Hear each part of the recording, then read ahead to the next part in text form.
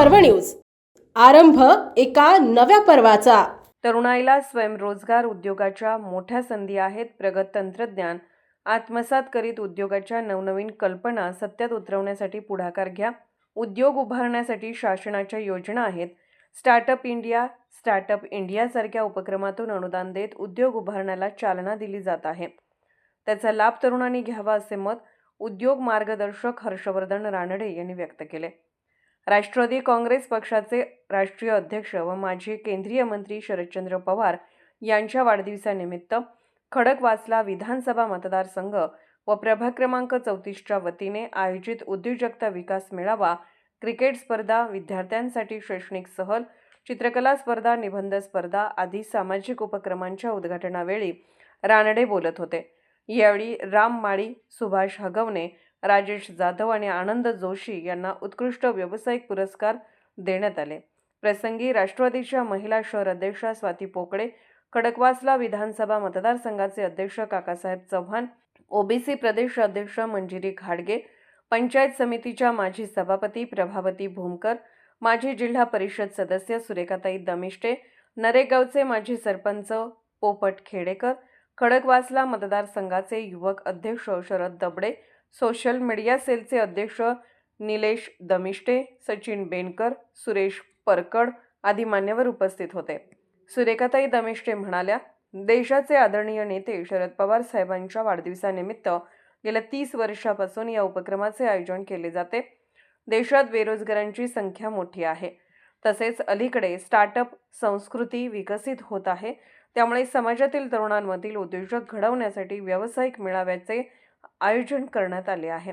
तरुणांचा मोठा प्रतिसाद या मेळाव्याला मिळाला।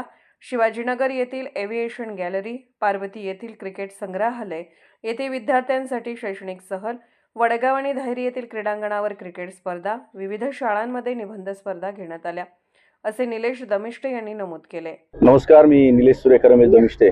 आज पूर्ण भारतामध्ये, महाराष्ट्रामध्ये सगळीकडे अतिशय उत्साहवर्धक वातावरण आहे। त्याचं कारण असं आहे की देशाचे केंद्रीय मंत्री व महाराष्ट्राचं विकास कामाचं आराध्य दैवत शरदचंद्रजी पवार साहेब यांचा आजचा 86वा वाढदिवस आहे। जागोजागी सगळीकडे आज मोठ्या प्रमाणात उत्सव जवळपास साजरा केला जातोय।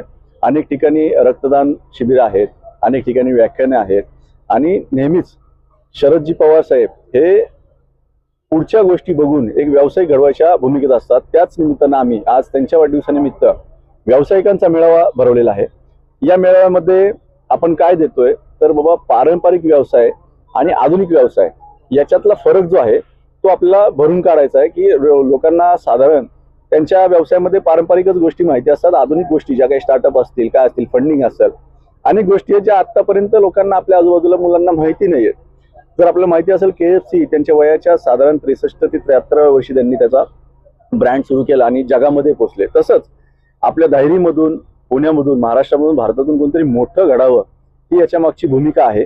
निश्चितच सरकारी अनुदान याच्या बाबतीत काय असतात, सरकारी सपोर्ट काय असतो व आपला जो धायरी, सिंगरोड या परिसरामध्ये असेल, पुण्यामध्ये असेल, पुढची दिशा काय आहे, पुढचं प्रगती कशी असणार आहे, त्यात काय स्कोप आहेत, याबद्दलचं आजचं सगळं मार्गदर्शन आहे। व्यावसायिक लोकांना याचा 100% फायदा होईल या दृष्टीने, कारण एक व्यवसाय घडला तर त्याच्या मागची अनेक मोठी टीम या ठिकाणी तयार होते। काळाची गरज आहे, तरुणांना उद्योग व्यवसाय मिळावे, त्या व्यवसायामध्ये त्यांची वाढ कशी करायची त्याच्यासाठी आपण व्याख्यान ठेवलेलं आहे की ह्या नवीन तरुण वर्ग जो वेगळ्या दिशेला चाललेला आहे तो तिकडे आता व्यवसाय गेला पाहिजे आणि त्यांचं स्वतःची प्रगती झाली पाहिजे। त्यांची जर प्रगती झाली तर आपल्या राज्याची प्रगती होणार आहे, हा उद्देश ठेवून एक आम्ही हा कार्यक्रम घ्यायचं ठरवलं आणि तो कार्यक्रम या ठिकाणी आम्ही घेतोय।